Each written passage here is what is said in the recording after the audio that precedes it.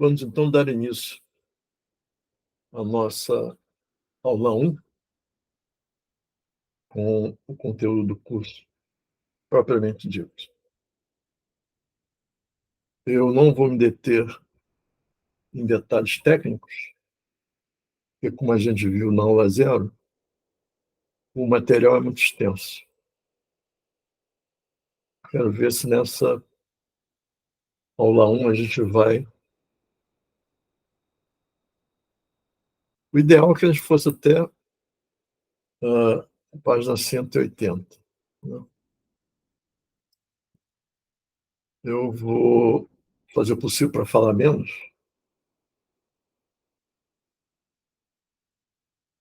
Já falei demais na aula 0. E o bônus é que aqui vocês não vão ser obrigados a ficar olhando a minha cara. Vocês vão ver apenas o material exposto nas notas de aula.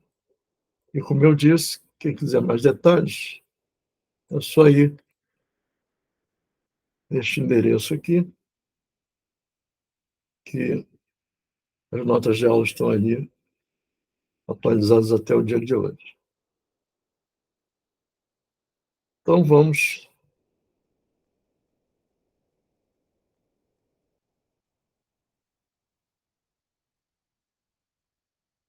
diretamente ao resumo. Bom, com o advento da relatividade geral, surgiu uma nova modalidade de observação astronômica.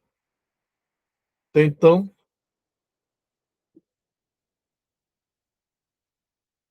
havia apenas a observação visual, desde Tycho Brahe, né, século XVI, que as observações eram feitas a olho nu, não havia lentes ainda nos telescópios que o Tycho Brahe utilizava, embora fossem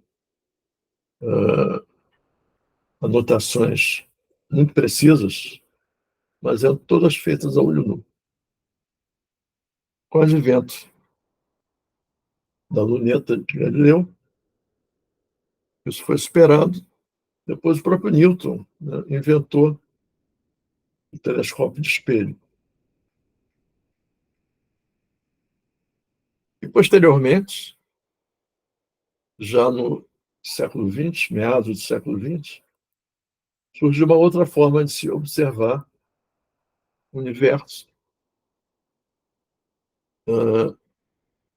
além das ondas de luz, além da radiação eletromagnética visível. A radiação eletromagnética por rádio, né? Os radiotelescópios começaram a ser utilizados, de início com outras intenções, com outros objetivos, mas acabaram se mostrando muito úteis nas observações astronômicas. Inclusive, foi graças a isso que foi descoberto o famoso CMB, a radiação cósmica de fundo. Foi uma descoberta extremamente casual. Os cientistas que estavam observando, estavam utilizando o radiotelescópio, imaginavam que um zumbido que ficava sempre ao fundo era um ruído devido a imperfeições no próprio equipamento. Então, eles filtraram o máximo que puderam e o zumbido não desapareceu. Esse zumbido, depois, pouco depois, eles mesmos escreveram um artigo revelando, né, que esse zumbido ele vinha de todas as partes do universo, 360 graus, e era uma radiação em micro-ondas.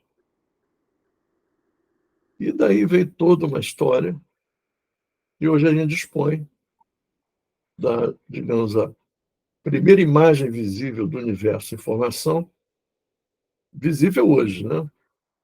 Os computadores, mas, na verdade, era invisível, porque era em micro-ondas. A descoberta dessa radiação foi através de ruídos, 300 mil anos após o Big Bang. Então, essa é a era, digamos assim, mais longínqua que a radiação visível ou invisível, mas pode ser decodificada como radiação visível, é essa era mais remota que pode ser observada através de ondas eletromagnéticas. Mas, fora isso, fora essa observação direta, a relatividade geral permite que se use também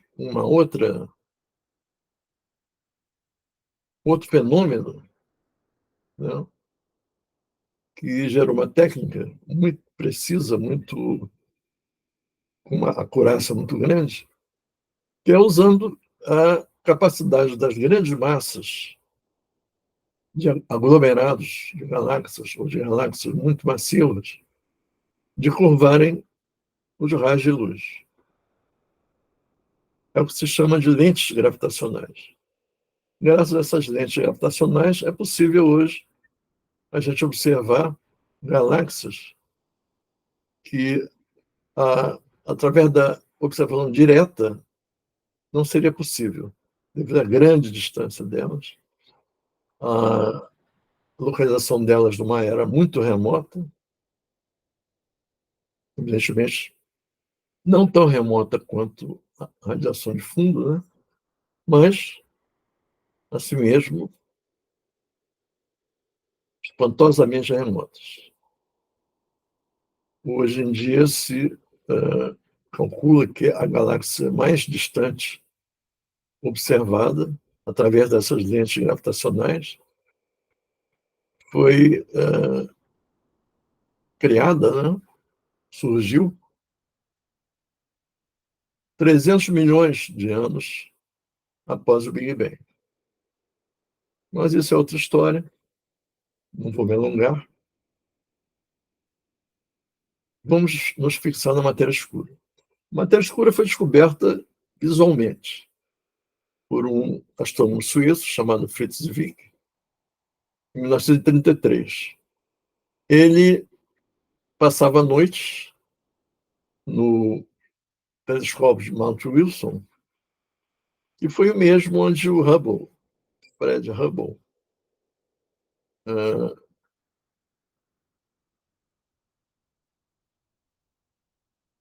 descobriu que as galáxias se afastavam com velocidades proporcionais à distância delas. Que foi uma descoberta fantástica, inesperada. O Einstein foi apanhado de surpresa. Ele fez uma viagem aos Estados Unidos, depois ele veio até o Brasil, em 1931. E essa descoberta do Hubble foi em 1929. Então, a descoberta do Fritz Zwick foi em 1933, quer dizer, 4 anos depois da descoberta do Hubble, mas com o mesmo telescópio. E analisamos exatamente essas curvas de velocidade das galáxias, em aglomerados de galáxias muito distantes, especialmente no de Coma Berenices, que era o aglomerado que juntava o maior número conhecido na época de galáxias em uma só região do espaço. A gente vai ver depois uma tabelinha que isso está quantificado.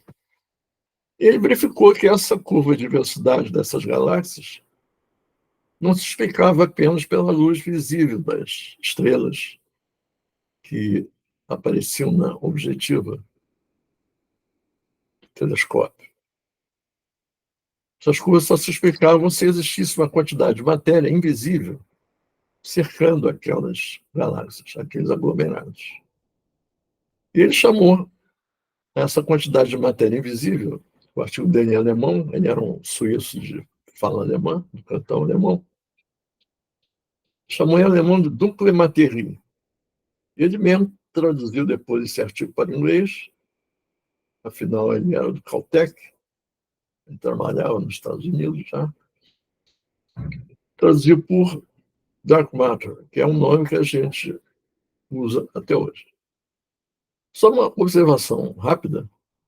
O Fritz Zwicky, ele descobriu também, na verdade ele não descobriu, ele sugeriu, devido às observações dele, ao conhecimento que ele tinha também de astronomia, né, de astrofísica, a existência de estrelas, essas sim, invisíveis ao olho nu, e deu nome a elas, as estrelas de nêutrons. Ninguém na época sequer sonhava em que existissem estrelas formadas majoritariamente por nêutrons, ou seja, sem átomos, só os núcleos dos átomos e principalmente os nêutrons dos núcleos dos átomos. E esse nome também ficou. Até hoje, né? O Observatório de Ondas Gravitacionais LIGO, em 2017, observou uma colisão entre duas estrelas de nêutrons pela primeira vez, demonstrando que o Fritz Zwicky estava absolutamente correto na época.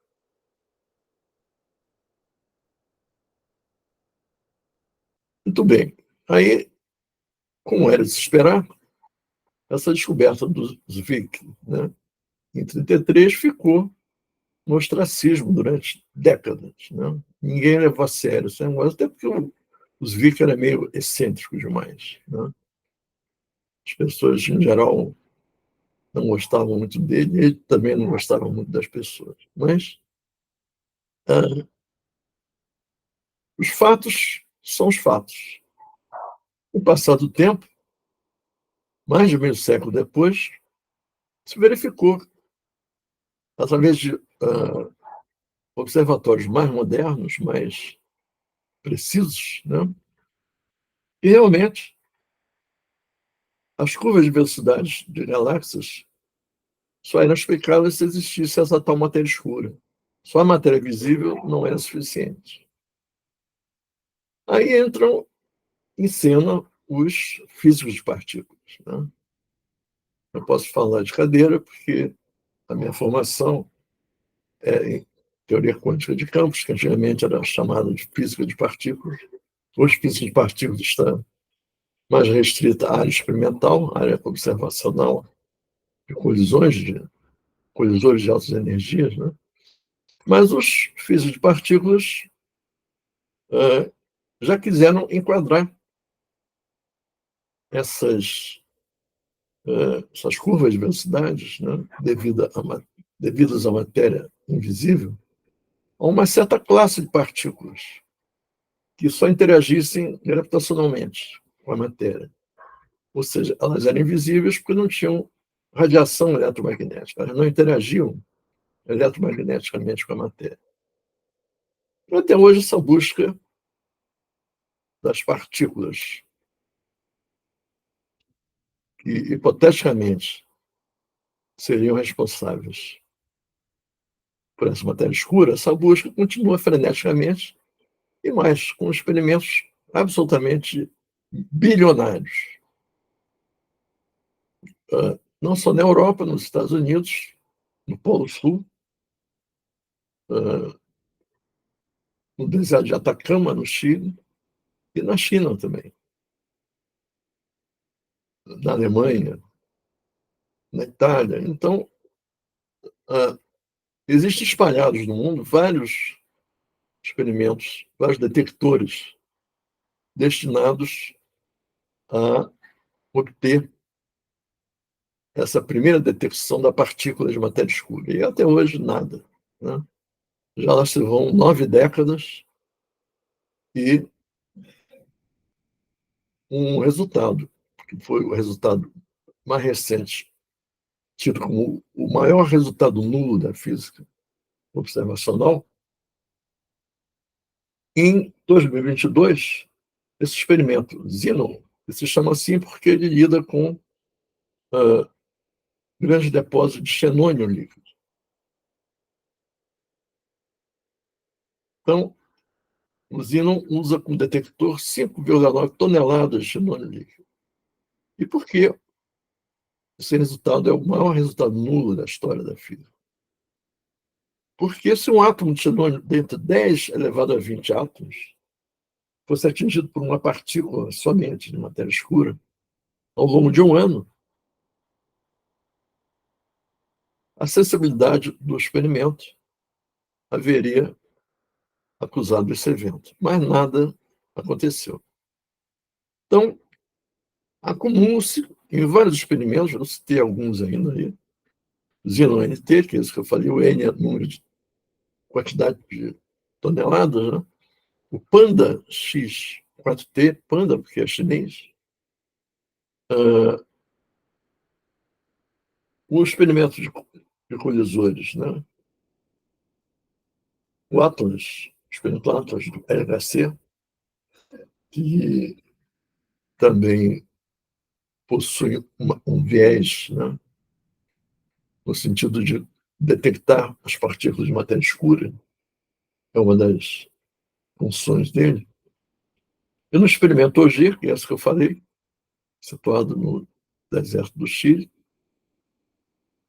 OGIR é o nome do astrofísico francês que idealizou esse experimento, que é composto de centenas de detectores espalhados em uma área muito grande.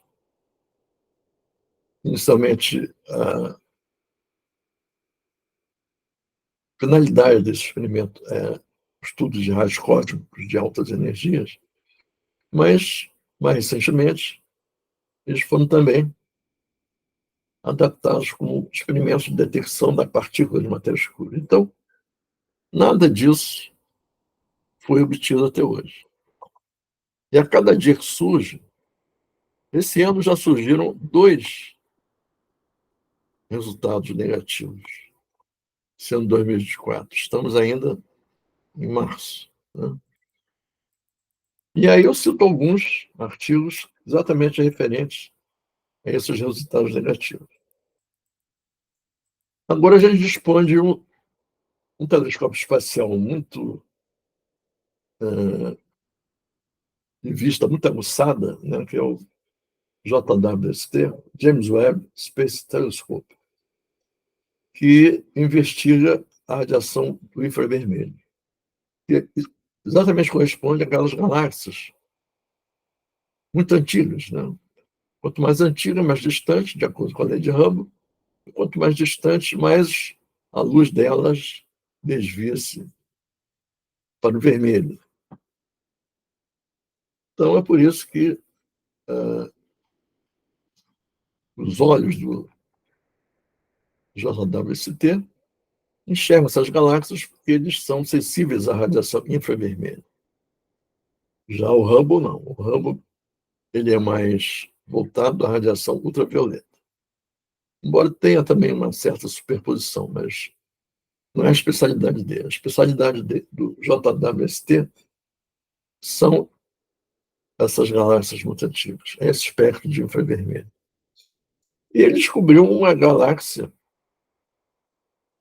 com mais massa do que a Via Láctea, através dessas lentes gravitacionais que eu citei, não é uma linha direta de visão, ele intercepta, na verdade, várias imagens de uma mesma galáxia.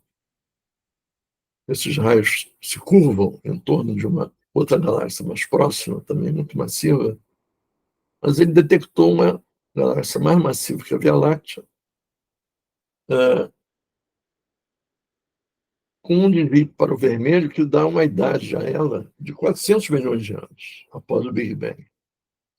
E a teoria, pelo menos o modelo Lambda-CDM, que é o modelo padrão da cosmologia, né, dita que seria a galáxia mais antiga, existente apenas 2,3 bilhões de anos após o Big Bang. Então é uma diferença brutal, 400 milhões para 2,3 bilhões, quer dizer, mais de 5 vezes. E os autores desse artigo, saiu agora em fevereiro, dizem que é necessário, então, um melhor entendimento da natureza da matéria escura. Porque como a matéria escura não é explicada até hoje, a única forma de você explicar uma coisa inexplicável é com outra coisa inexplicável, né? É uma tautologia, digamos assim. Então, já que não sabe o que é, vamos dizer que seja a matéria escura, mas a gente também não sabe o que é a matéria escura. Então, fica esse impasse até que surja uma melhor explicação. Aí, eu vou entrar na minha proposta. Tem uma dificuldade matemática muito grande, a gente vai ver por quê, porque ela junta várias vertentes, né? Matemáticas de astrofísica, de cosmologia, de teoria de campos, de relatividade geral, de variações da relatividade geral,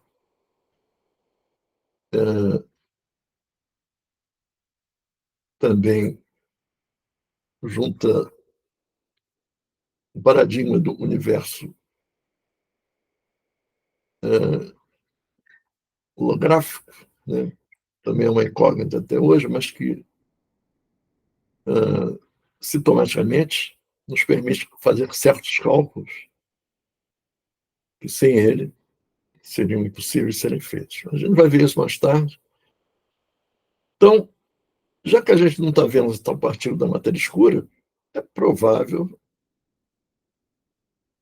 é a diferença, né? Possível ou provável, provável, possível, que a matéria escura não dependa de nenhuma partícula. Então, a minha proposta é que ela seja de origem geométrica e tenha sido criada no universo primordial. Você vai falar universo primordial, é aquele universo antes da formação da matéria, como a gente conhece, matéria hadrônica, dos átomos, né? Dos núcleos. Núcleos, prótons e nêutrons, que formam os átomos junto com os elétrons. Então, esse universo primordial,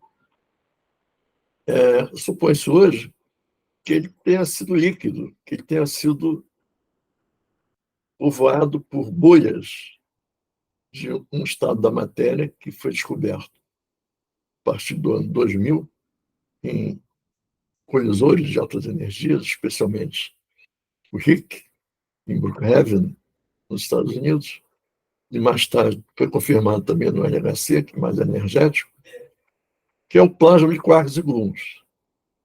Esse plasma de quarks e gluons, abreviadamente QGP, o acrônimo em inglês, né, povoou esse universo antes da criação da matéria, como a gente conhece.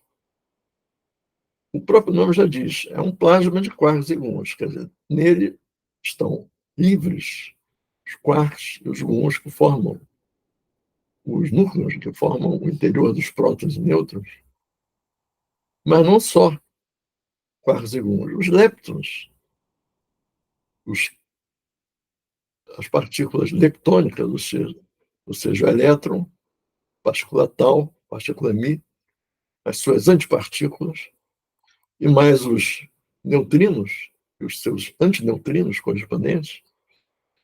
Essa era a população desse plasma de quarks e gluons.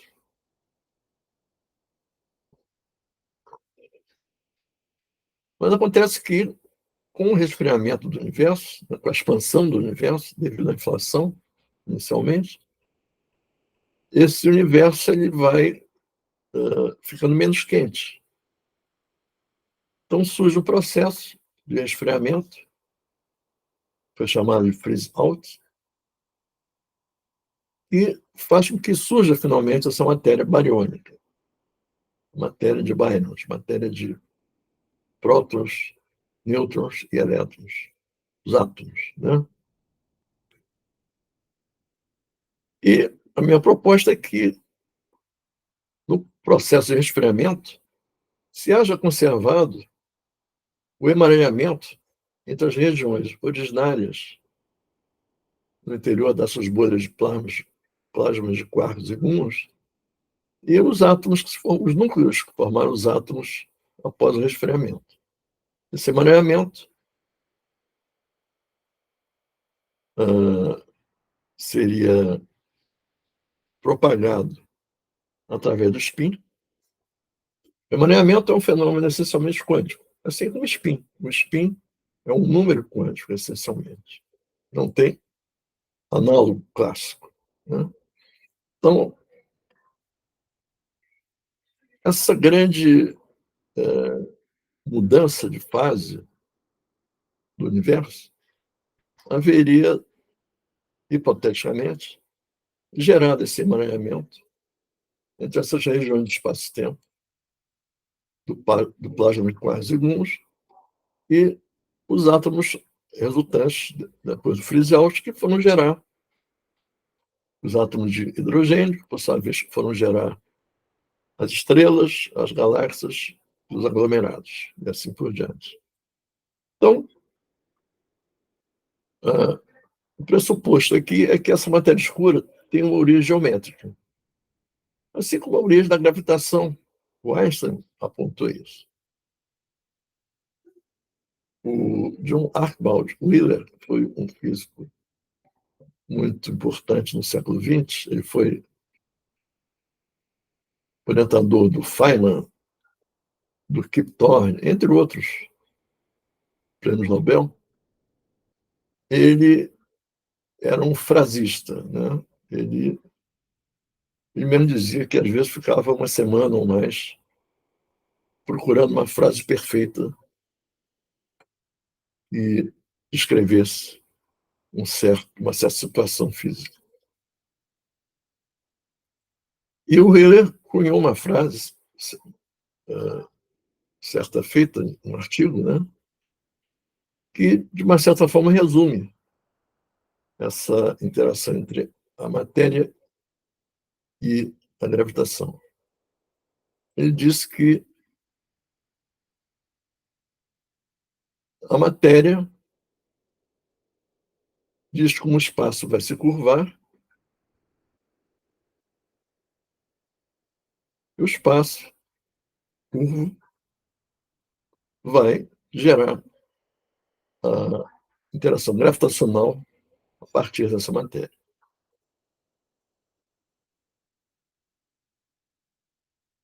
Bom, então a gente vai mais tarde que esse QGP estava presente no universo pós-inflacionário, né, em altas temperaturas, mas a gente não dispõe de um observatório, como eu disse, que ultrapasse o CMB.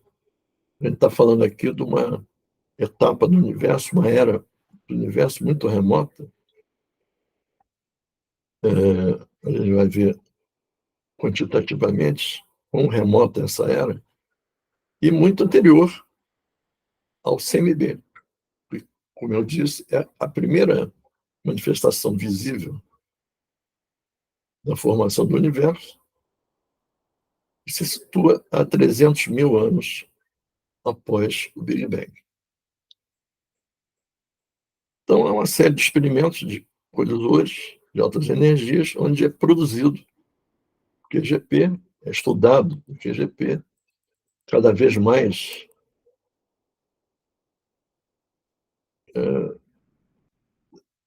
em detalhe e com maior acurácia, né? A entropia dele, o momento transverso das partículas, e a temperatura, e assim por diante.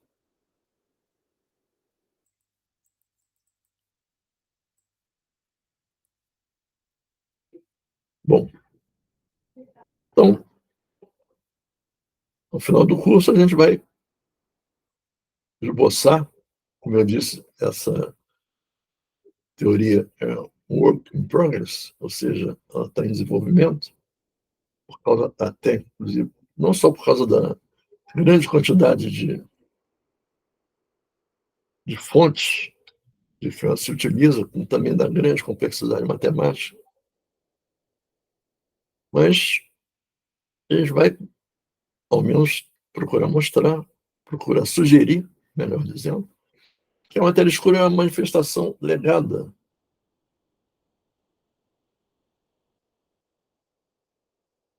desde a idade do universo primordial, após a era de Planck, como sendo um remanescente fóssil do emaranhamento entre os graus de liberdade gravitacionais e quânticos. E esses graus de liberdade gravitacionais e quânticos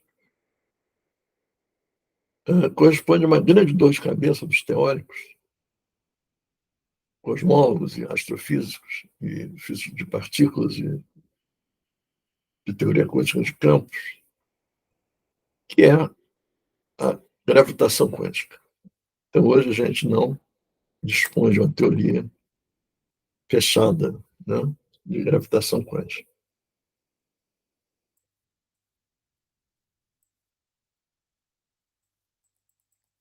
Bom, já que falei de spin, o spin, antes de ser descoberto experimentalmente, em 1925, né, através do experimento de Stern-Gerlach,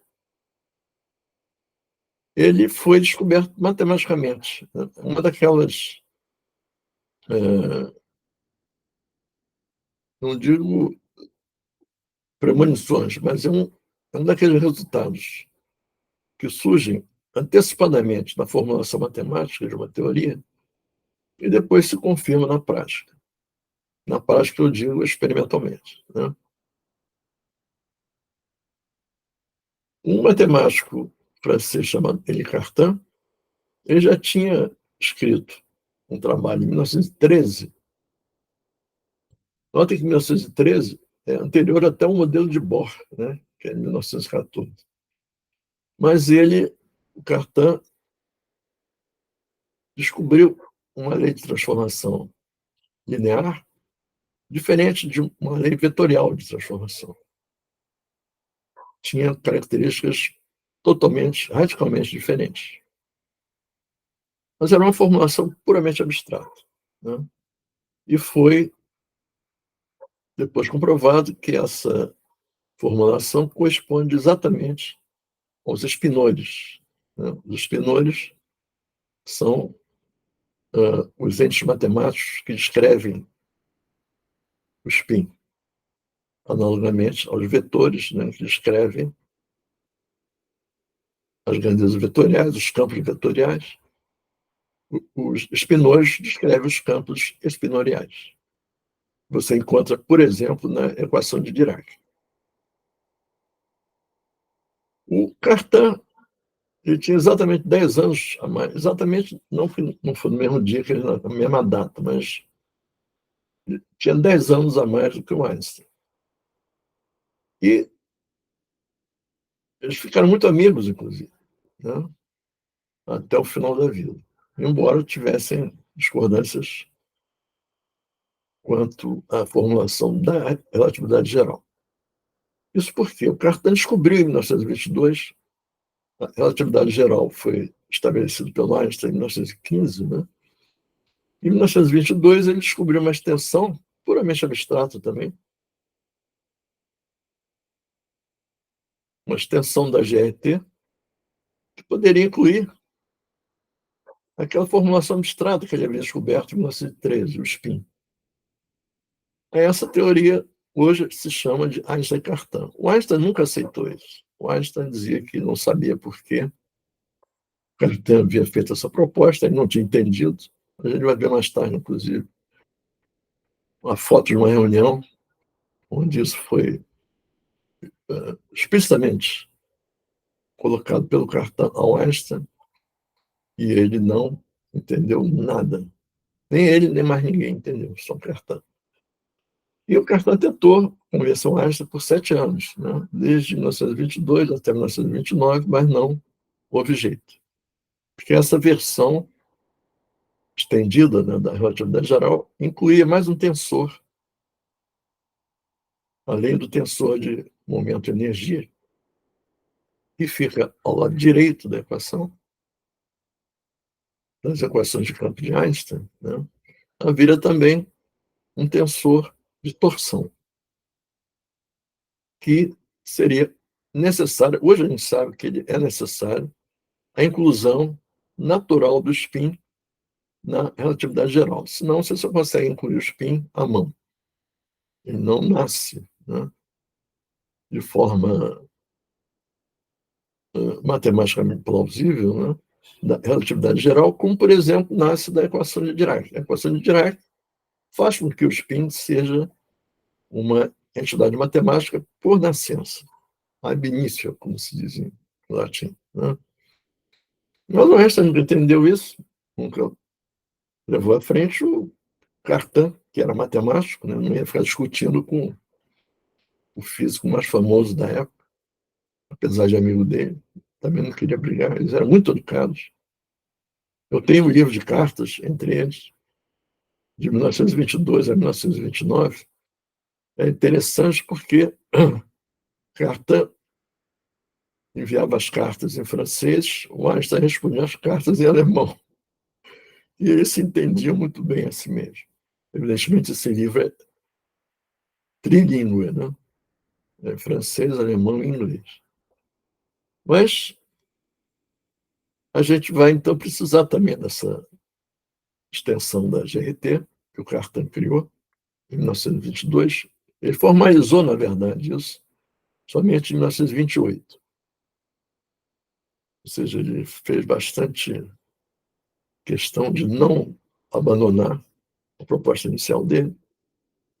Acabou abandonando no final porque o Einstein não levou a sério, então ele não ia assistir. Mas o trabalho dele ficou e foi descoberto novamente, independentemente, por dois físicos. O, o Sherman foi orientador de Stephen Hawking, e o Kibble, um físico americano. Independentemente entre os dois, e sem saber que o Cartan já tinha feito essa proposta lá em 1922, eles, nos anos 60, redescobriram a extensão da GRT, que a gente chama hoje de Einstein-Cartan, ou, se quisermos ser mais precisos, né, englobar os físicos mais modernos, em vez de uma teoria EC, seria uma teoria EC-SK, de chama e Kibble. Mas isso é um detalhe de acrônimo que não nos interessa muito. Então, a gente vai ter que utilizar, como eu disse, várias abordagens diferentes para conseguir dar o kick-off, dar o pontapé inicial, que é uma descrição da matéria escura a partir de uma nova geometria espaço-temporal. A gente vai usar um ferramental que nasceu da teoria de cordas, né? 1998, que é a dualidade ADS-CFT, ADS como espaço antidecido, CFT como teoria conforme de campos. Essa dualidade foi descoberta por um físico argentino chamado Juan Maldacena, em 1998. Na época, foi um furor entre os cordistas, né, como a gente chama, entre os especialistas em teoria de cordas, porque eles lidavam até então com equações absolutamente intragáveis, equações inenavelmente difíceis, né? E sempre que você tem uma dualidade, as coisas ficam mais fáceis, né? Você pode transportar as equações de um universo para outro universo. O universo, que eu digo, um contexto abstrato para outro contexto abstrato.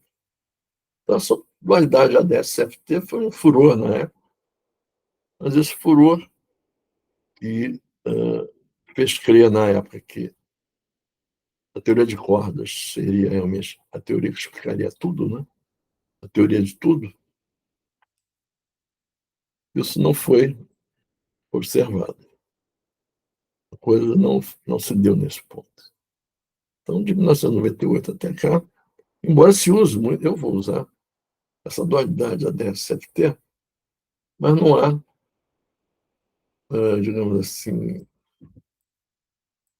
uma teoria por trás. É uma dualidade essencialmente heurística. Ela resolve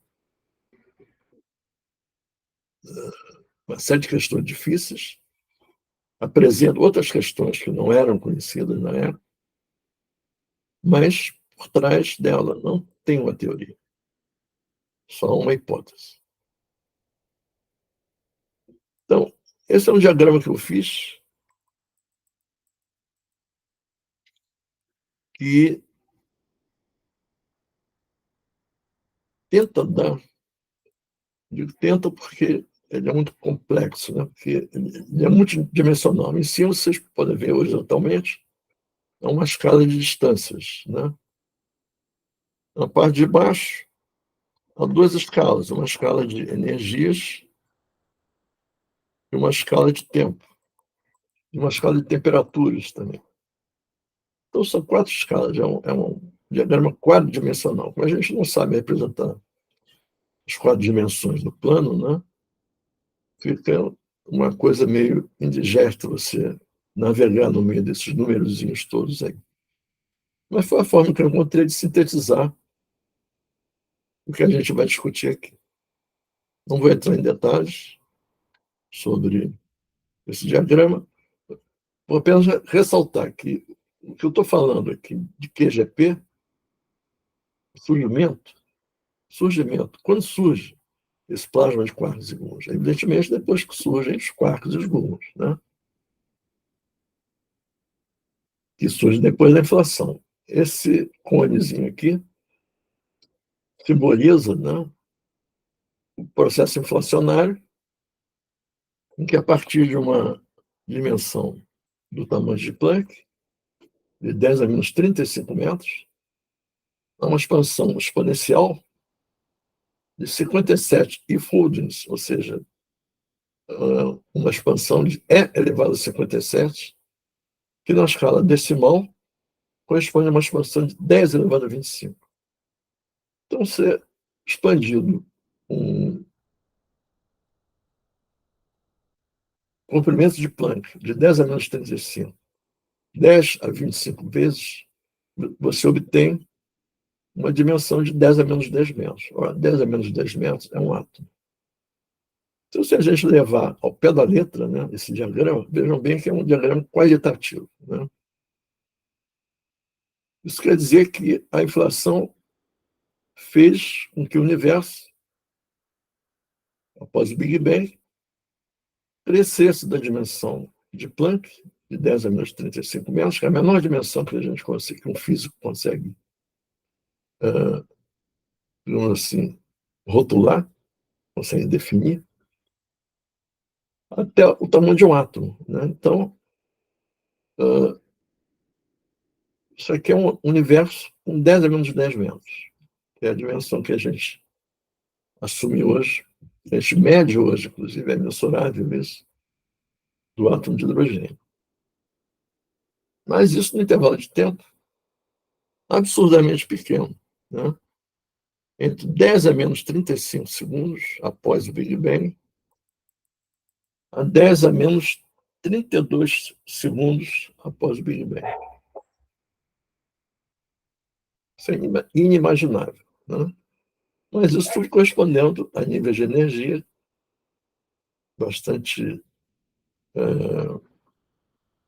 dedutíveis, digamos assim, a partir da temperatura e vice-versa, chegando ao QGP.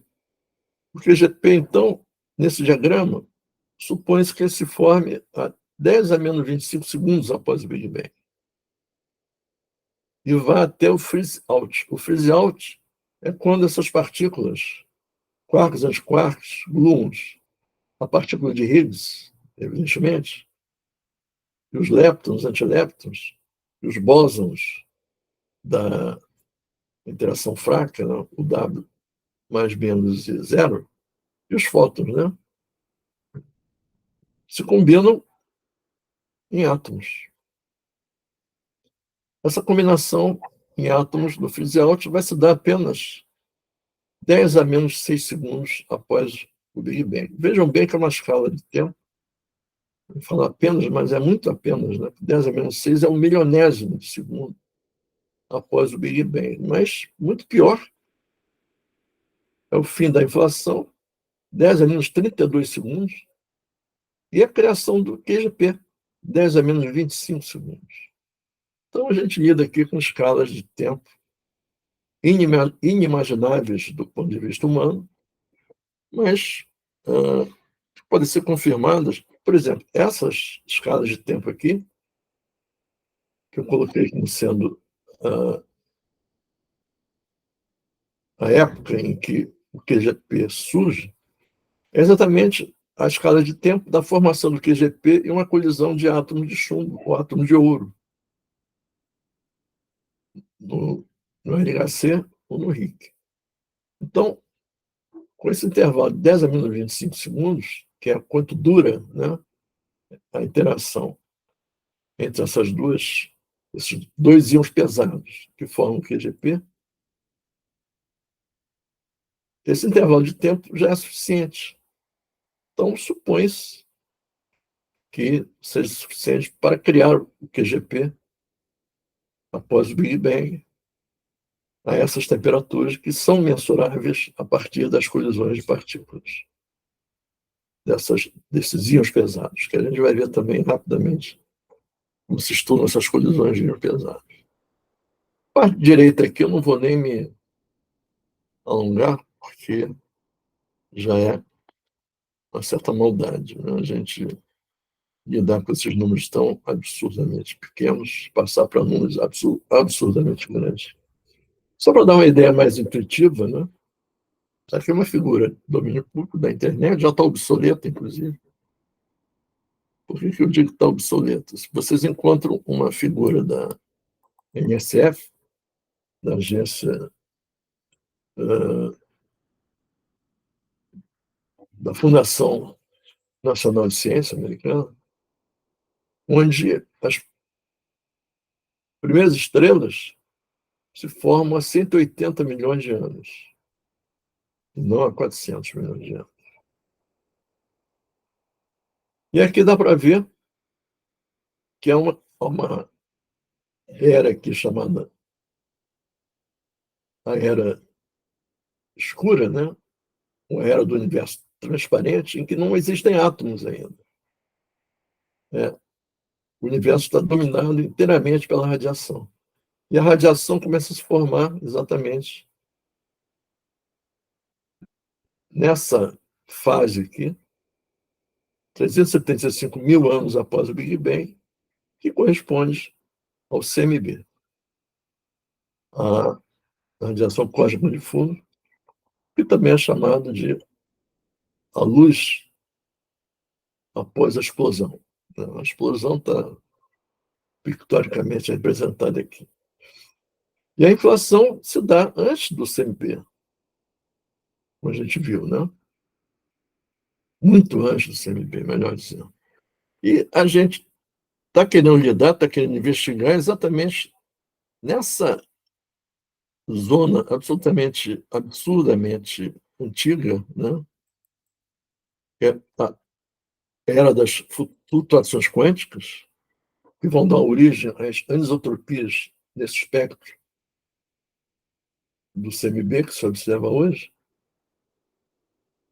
Inclusive, essa semana saiu uma reportagem dizendo que um novo observatório está sendo construído a partir de alguns meses e já vai estar observando o CMB com uma precisão muito maior do que a que se observa hoje, buscando ver mais fundo, né, essa radiação cósmica de fundo e essas diferenças de temperatura, essas anisotropias são diferenças mínimas de temperatura entre as regiões do espaço, mas são mensuráveis, não são muito pequenas, mas são mensuráveis. Então a gente está querendo investigar uma era absolutamente invisível, que fica antes do CMB. Então, a única forma de você investigar essa era é indiretamente, né? Diretamente nem pensar. E como é que você investiga isso? Indiretamente. Inicialmente, através da teoria. Né? A teoria serve para isso, para você construir modelos de coisas que você não consegue ver. E depois, por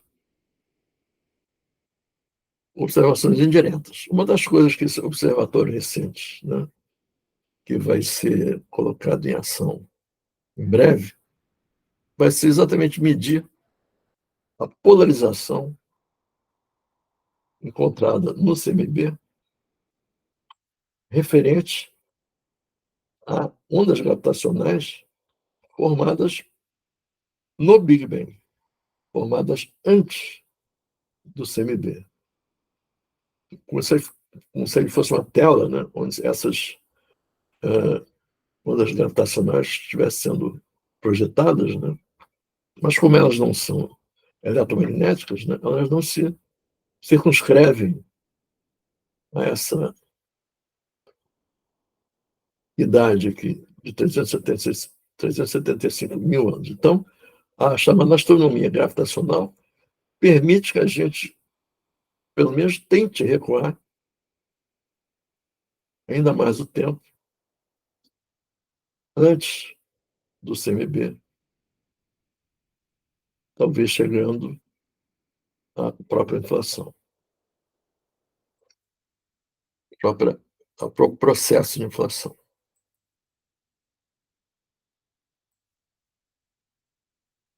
Bom, isso é só uma exposição qualitativa, né?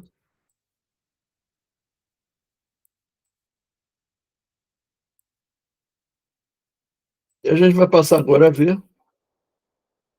uma abordagem fenomenológica e heurística, né? Heurística no sentido de que resolve alguns problemas importantes, né? Mas sem o uso explícito de uma formulação teórica.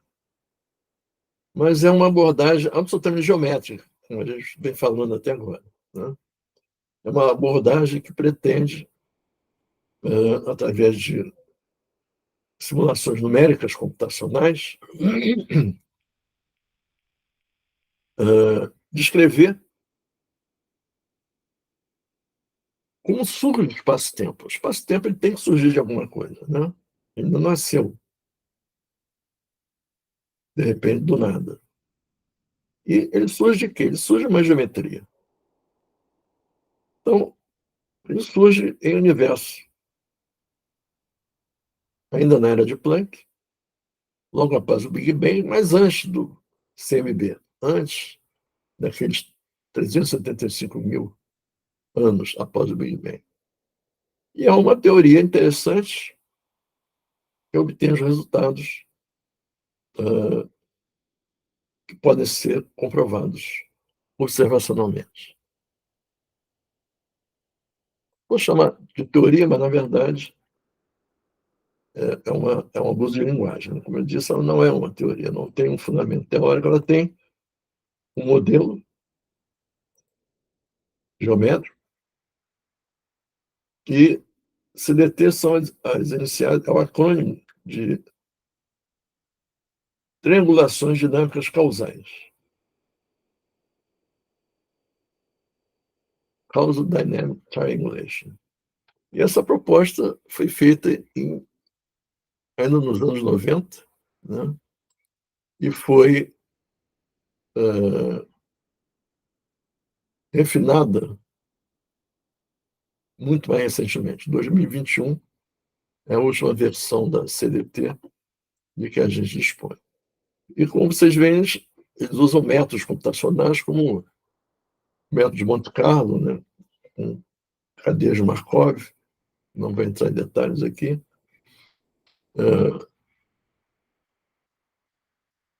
e usando a teoria bayesiana, não a teoria frequencista, né? Habitual da física estatística.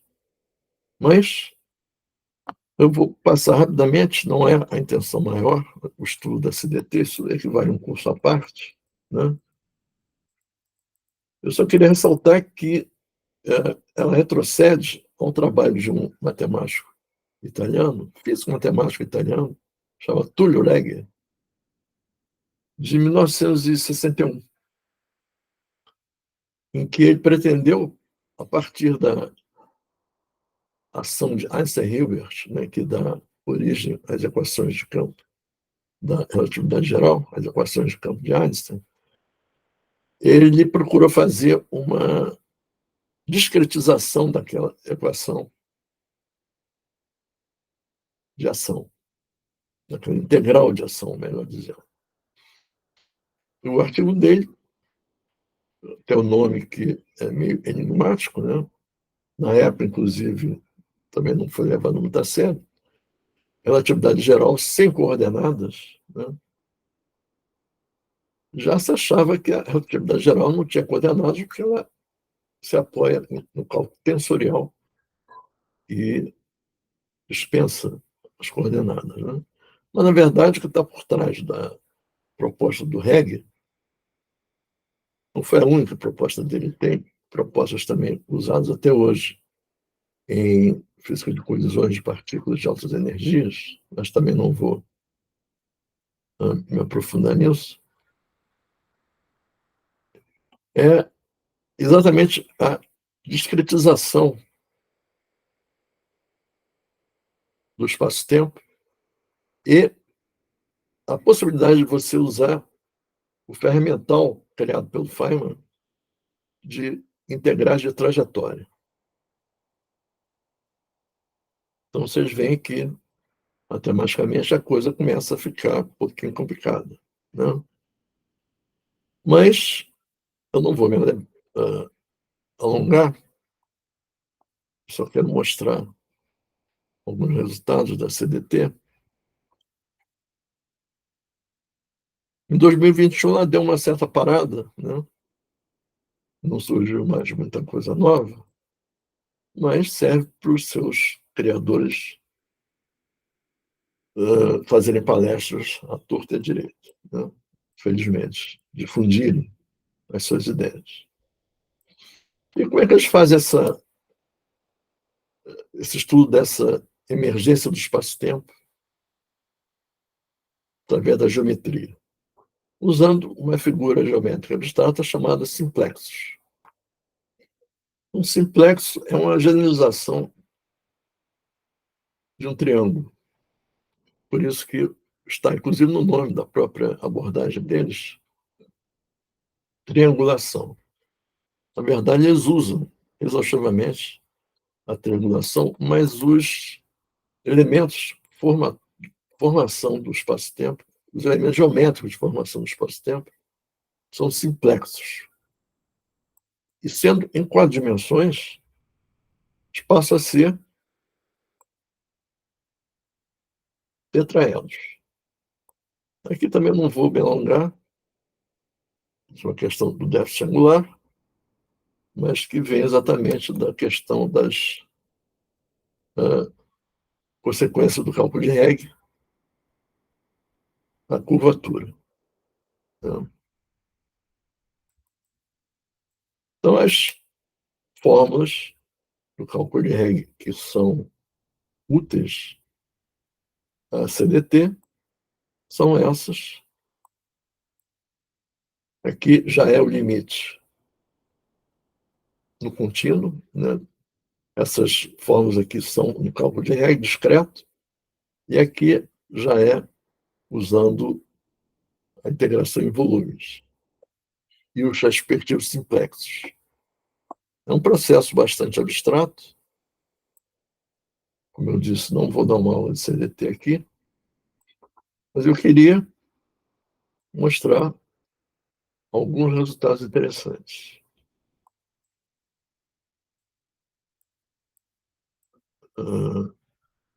A ação de Einstein-Hegg, como eu disse, né, é uma ação que o Hegg criou, discretizando a ação de Einstein-Hilbert, e que a CDT usa nos seus cálculos. É uma abordagem feita explicitamente para fazer cálculos. Então, esses são 4 simplexos típicos, ou seja, simplexos em 4 dimensões, com lados covariantes. Por isso que eles são chamados lorentzianos. Eles são compatíveis com a relatividade restrita.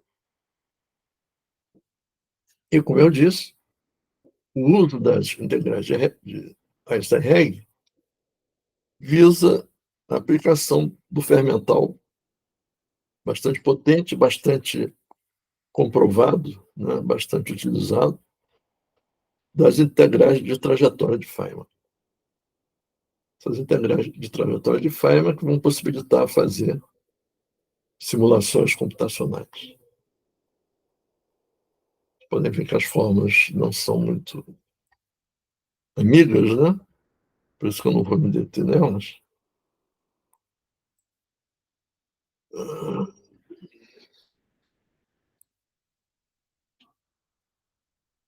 Aqui é só um diagramazinho de fase, mostrando que quando você tem uma dimensão espacial muito pequena, né, você passa a ter a medida das dimensões, deixa de ser feita de acordo com a geometria habitual e passa a ser feita através de uma outra medida de dimensão chamada dimensão de Hausdorff, que são dimensões fractais.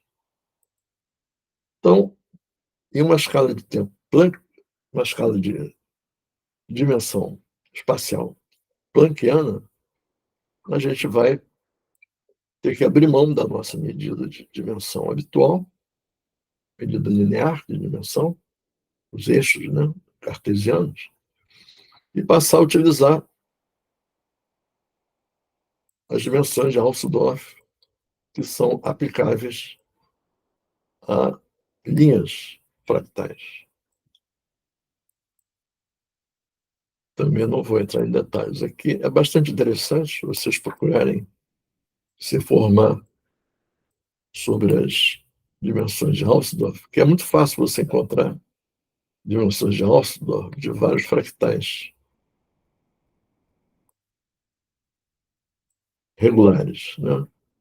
Aqui um exemplo de, uma, de um uso da dinâmica de simplexos em duas dimensões. Quer dizer que em duas dimensões a teoria não é. Os cálculos são exatos, né? Aquelas integrais que a gente mostrou dão resultados exatos. Isso aqui é uma chamada foliação no tempo. Supõe-se que a dimensão do tempo em duas dimensões cresce verticalmente e a dimensão espacial cresce horizontalmente. Então, aqui o tempo t, t mais 1,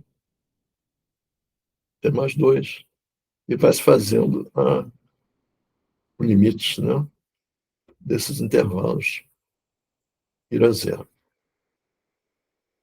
Você começa comparando discretos, inteiros, depois você faz limites para obter a geometria no limite do contínuo.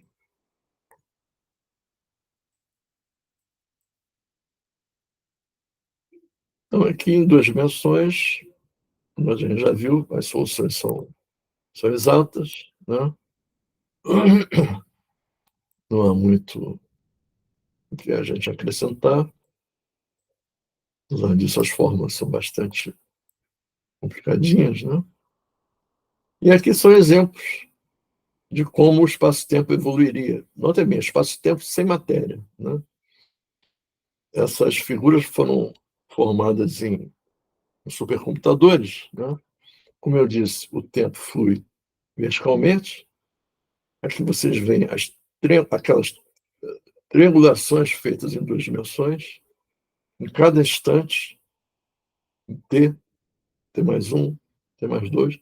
Só que aqui, na verdade, são milhares de folhas de tempo, né? Que fica mais claro isso. Vocês não veem mais aquela diferença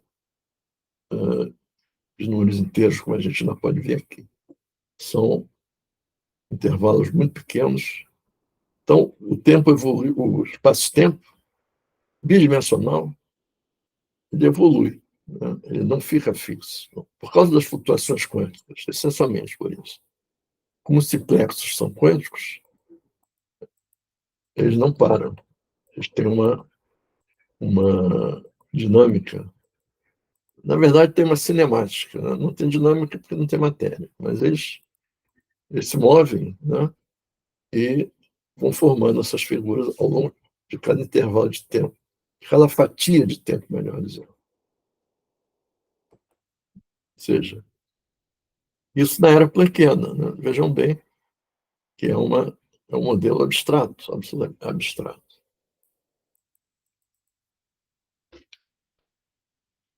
Aí eles fazem exemplos usando o método de Monte Carlo, né? De 9.000 triângulos a 36.000 triângulos.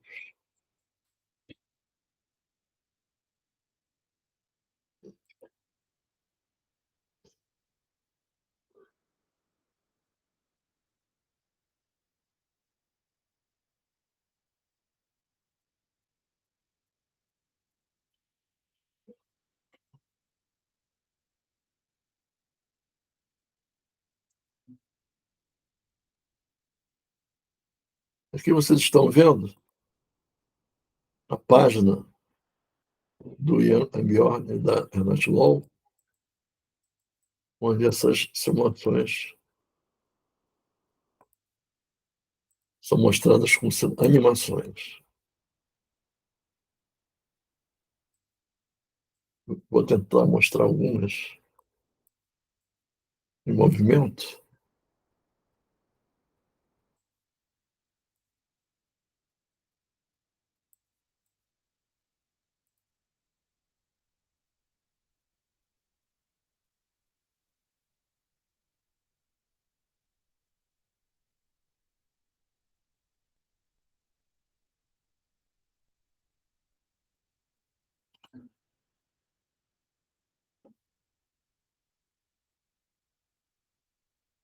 As outras eu não vou repetir, porque é tudo mais ou menos o mesmo, certo? Então, continuando, seguindo em frente,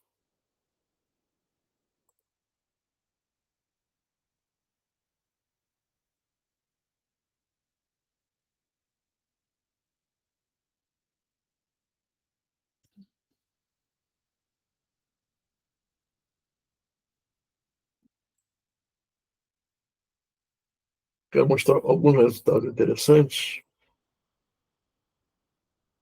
Na verdade, são os mais interessantes, né? Essas figurinhas são engraçadinhas, mas não nos dizem muito, né?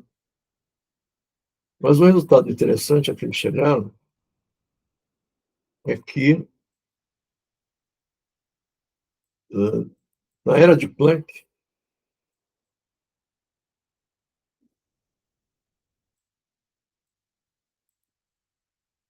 isso aqui é uma outra figura, já incluindo spins, né? Eles incluem spins, incluindo o modelo de Ising, né? Colocam 8 modelos de Ising aqui nesse espaço-tempo, um volume de 73.926, ou seja, são as fatias de tempo aqui. Isso tudo em supercomputador, né?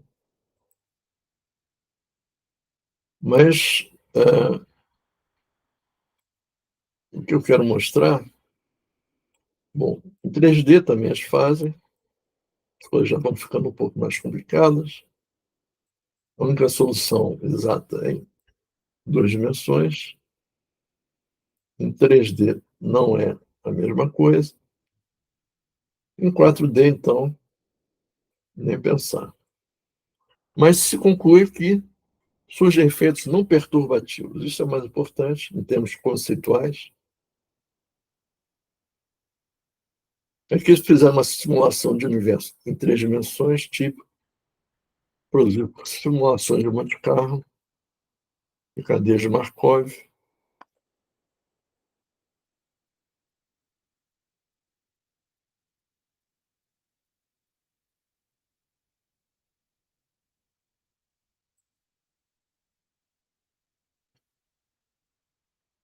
Mas o caso mais interessante aqui de tudo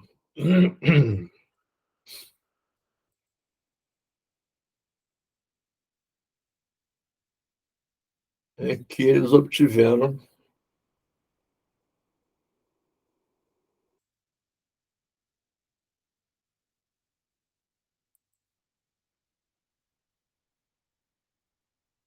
que dimensão de Planck, ou pós-planckiana, digamos assim, né? Naquela faixa que eu mostrei naquele diagrama em que a inflação está se dando, né? Ainda não há matéria, e eles, só o espaço está crescendo, né? Eles obtiveram um resultado interessante,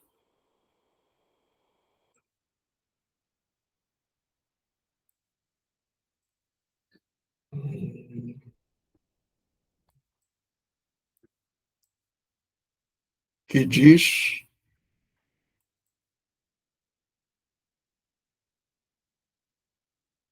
bom, em 4D, certamente não há possibilidade de ser exata nenhuma solução ali, são apenas quantitativas, né? Qualitativas, melhor dizendo.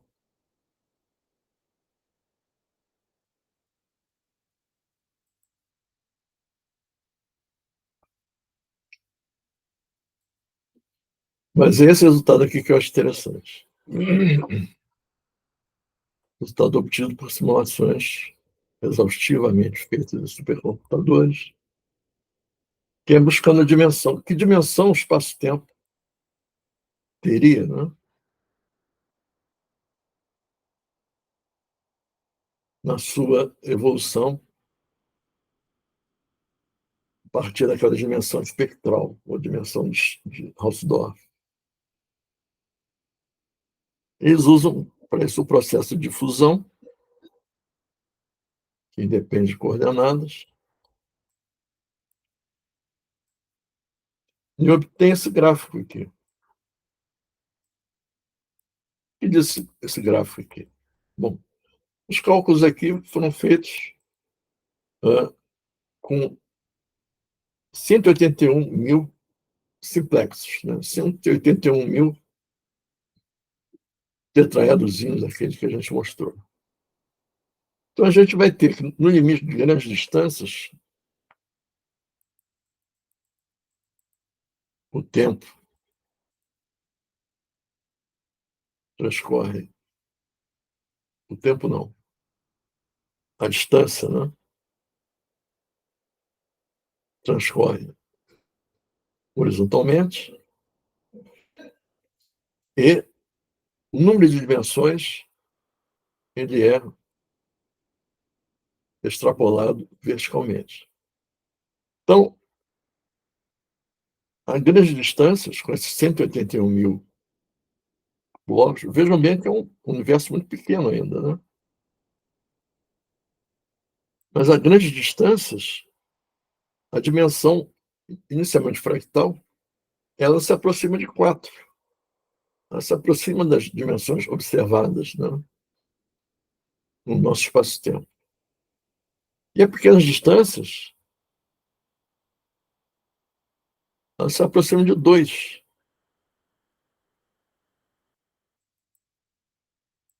Dimensão espectral a pequenas distâncias é em torno de 2, 1,8 mais ou menos 0,25. Dá 2,05, né, ou 1,55. Então,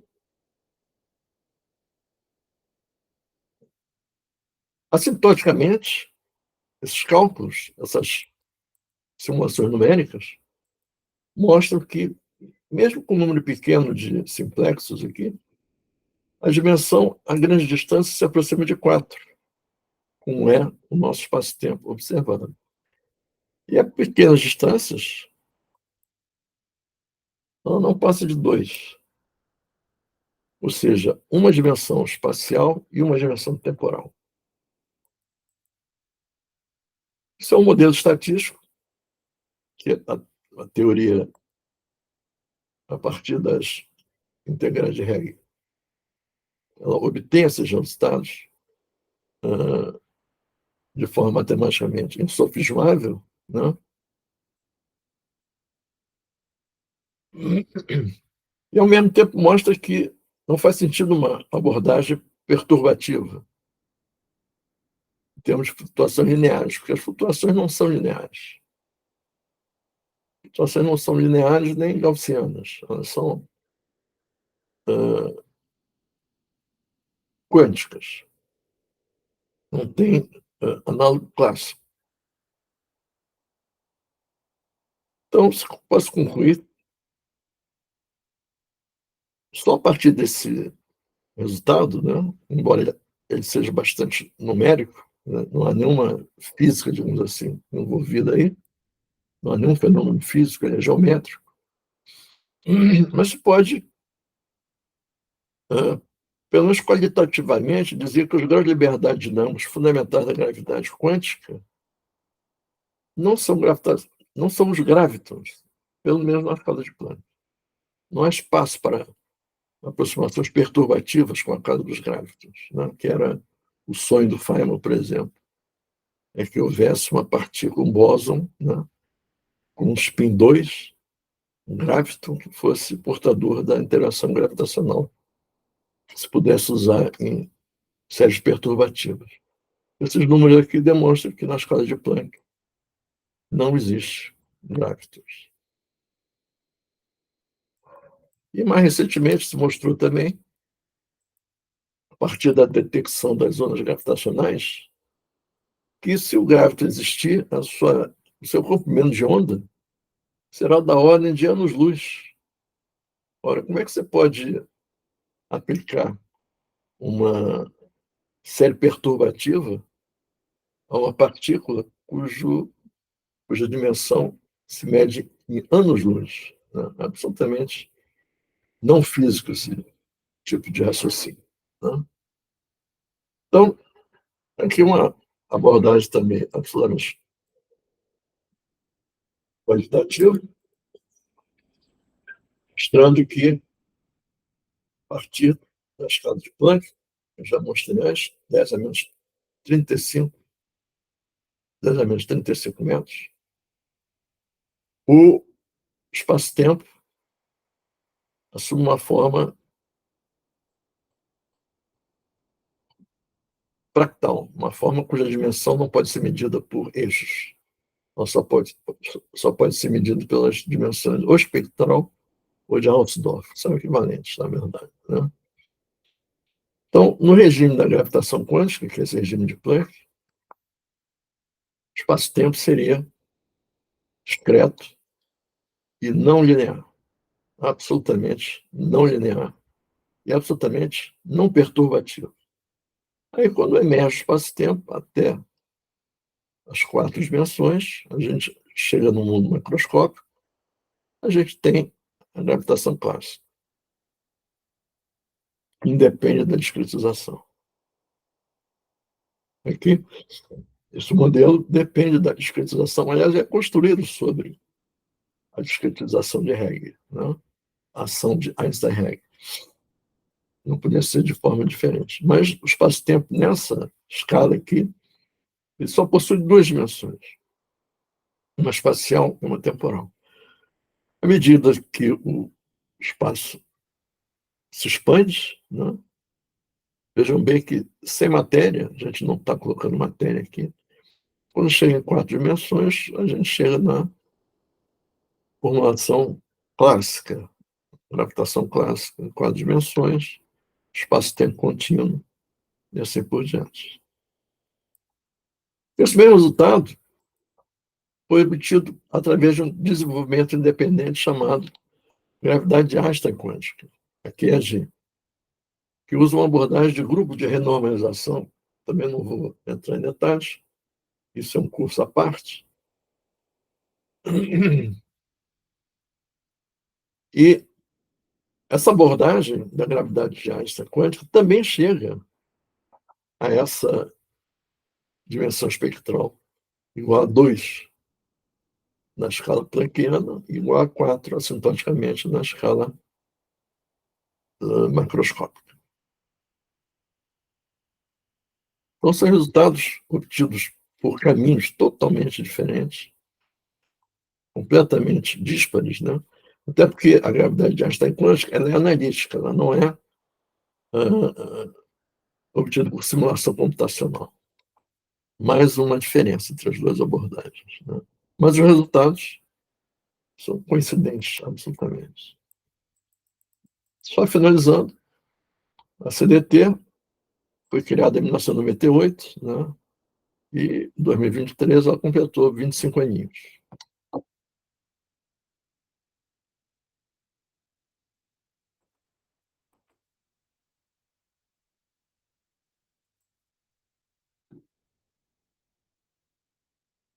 Bom, esse é o resultado mais importante que eu queria mostrar. Não vou alongar mais a respeito da CDT, até porque ela só faz sentido se você fizer simulações computacionais, usar métodos de Monte Carlo, uma cadeia de Markov, né? Ficar só mostrando figurinhas não vai ser muito ilustrativo, nem convincente.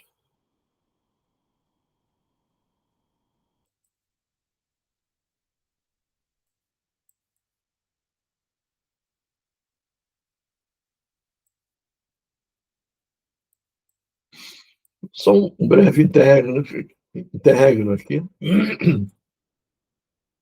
mostrando a interface entre a CDT e a cosmologia, né?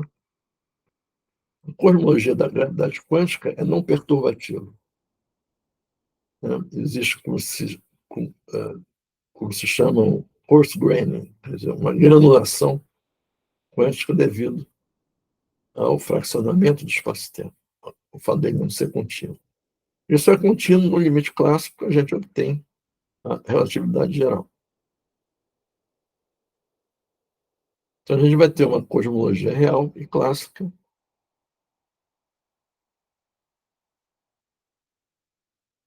e também uma cosmologia com a métrica específica de um espaço isotrópico e homogêneo, que é descrito pela métrica FLRW, ou seja, de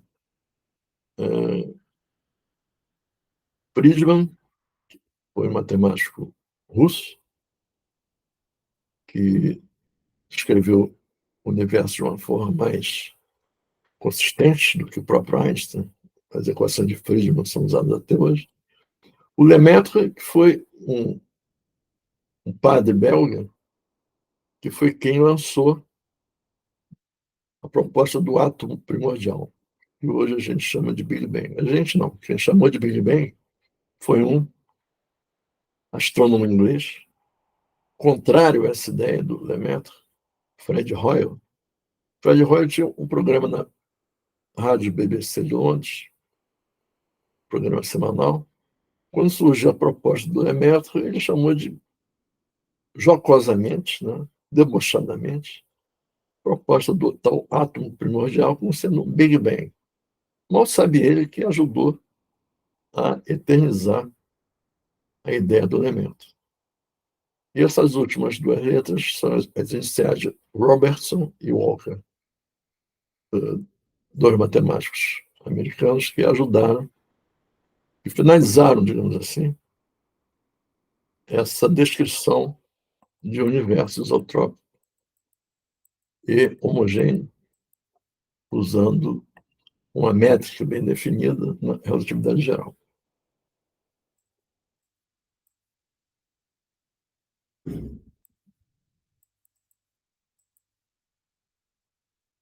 Aqui voltamos ao velho Zwick.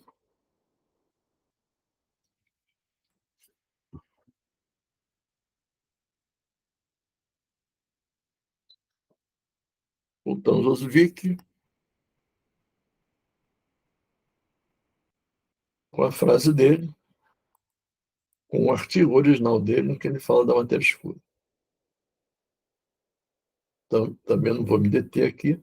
Aqui é aquela tabela que eu prometi a vocês, que está nesse artigo dele, original, onde ele lista vários aglomerados, né? As galáxias, na época, eram chamadas de nebulosas, né? Por causa da não resolução das imagens dela. Apareceu nuvens, né, de gás. Então, ele mediu o número nebulosas ou das galáxias em cada um desses clusters, desses aglomerados, né? E o aglomerado que tinha mais galáxias era exatamente de Coma Berenices, com 800. Foi esse que ele usou, calculou o diâmetro aparente de cada uma delas, a distância em anos-luz, vezes 1 milhão de anos-luz, de cada uma delas, cada um desses aglomerados de galáxias aqui, e a velocidade média das galáxias em cada um deles. Foi a partir dessa medição dessas velocidades médias que ele aplicou o teorema do Virel, teorema do século XIX, de Clausius, que nesse não foi Clausius, no contexto da termodinâmica. No Clausius foi um dos grandes nomes da construção da termodinâmica clássica. O Zwick aplicou o teorema do Virel a essas velocidades que ele encontrou, que ele mediu, e a essas disparidades entre velocidades, né? E está aqui o teorema do Virel. A média da energia cinética é igual ao negativo da metade da energia potencial em um sistema isolado, em um sistema que não interage com nenhum outro. Então, usando essas continhas aí, ele simplesmente encontrou que a massa total do sistema seria aquela ali, a energia potencial correspondente seria essa aqui, então a energia cinética seria dada através aqui desse número, esse valor,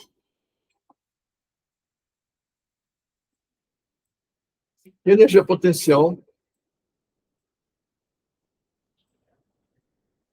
seria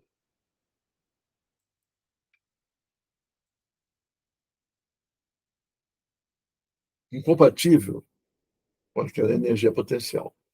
Então, ele disse no artigo original dele que a densidade média de matéria gravitacional no sistema de Como teria que ser, no mínimo, 400 vezes maior do que a resultante das observações de nebulosas visíveis ou matéria luminosa. Então, ele criou aqui diretamente a expressão matéria escura.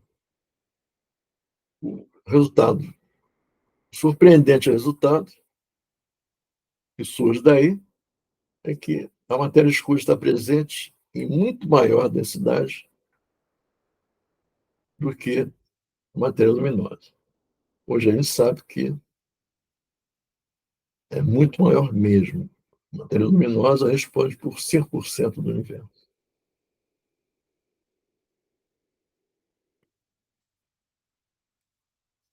Ele fez uma outra suposição, querendo ser mais flexível, né? Ele tinha assumido que o sistema de Coma estava isolado e em equilíbrio estacionário. Mas se você admitir que ele não está em equilíbrio estacionário, você tira aquele meio dali, mas não vai fazer a menor diferença. Vai ser só um fator de 2 em 400. Então não vai mudar a história. A receita de bolo não deu certo. O que ele agradece ao outro astrônomo, o Barrad, um alemão, até então ele era amigo do Barrad. O Barrad também escreveu o artigo que ele escreve, que sugere a existência das estrelas de nêutrons, né? Mas depois o Zwick brigou com o Barrad, veio a Segunda Guerra, o Zwick inventou que o Barrad era um agente de Hitler e queria matá-lo, né? Você vê que o cara não era muito bom da bola. Não. E aqui é uma foto atual daquele aglomerado de Coma Berenices, tirado pelo Hubble.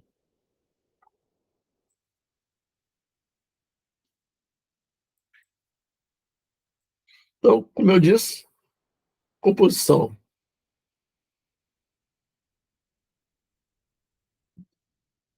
da matéria e da energia do universo, atualmente ela é mensurável e se vê que só 4,6% é composta de átomos, ou seja, matéria visível no espectro eletromagnético, 23% de matéria escura, que não é visível no espectro eletromagnético, mas que se observa através do seu efeito gravitacional, e a energia escura, 72%, que é responsável pela expansão do universo, e não pela contração do universo. Vocês veem que a expressão matéria escura surgiu antes, né? Nem se falava na época em energia escura. Essa expressão que ela foi tomada emprestada dos Zwick, né? Sem pagar direitos autorais.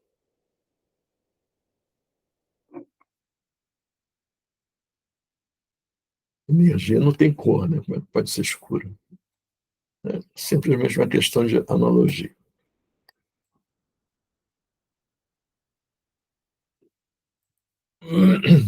Aqui são as famosas lentes gravitacionais.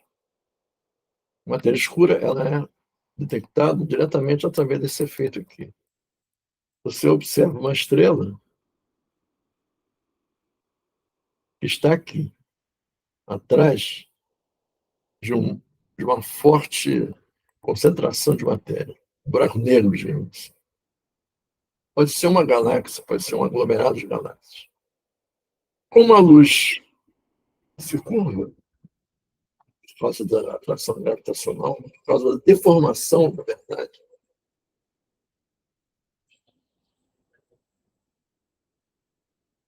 espaço-tempo, na proximidade dessa grande massa aqui, o que você vê é uma outra posição. Você vê aquela estrela deslocada, como se você estivesse olhando diretamente para ela, o que não é verdade. Porque esse raio de luz aqui, esse feixe de luz aqui, ele faz uma curva, vem para cá, então você vê, na verdade, ali em outro lugar. Esse, grosso modo, é isso que causa o efeito de lentes gravitacionais, que são bastante uh, importantes atualmente, exatamente por causa disso, por causa da observação de objetos astronômicos muito distantes, que diretamente a gente não conseguiria observar.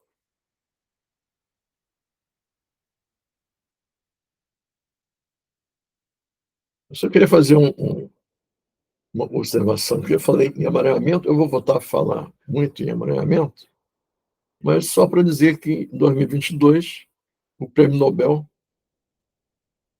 foi ganho por 3 físicos diretamente envolvidos com a, a demonstração experimental da existência do emaranhamento, que era uma coisa que o Einstein, em 1935, não acreditava que fosse possível.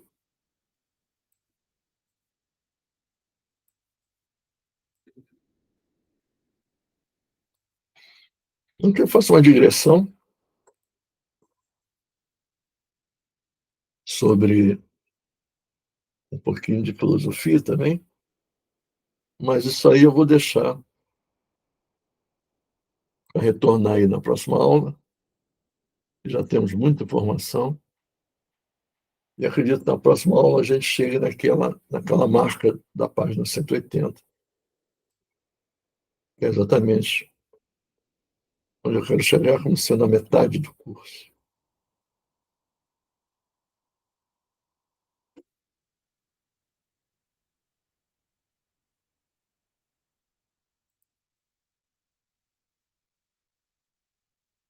Então, vamos encerrar hoje a gravação por aqui. E a gente retorna na próxima aula, a partir daquela explanação, daquela citação do Carlo Rovelli, que é um físico italiano que foi um dos responsáveis, inclusive, foi um dos criadores da gravitação quântica em laços, que é uma das teorias, mas, a meu ver, é a mais promissora, né?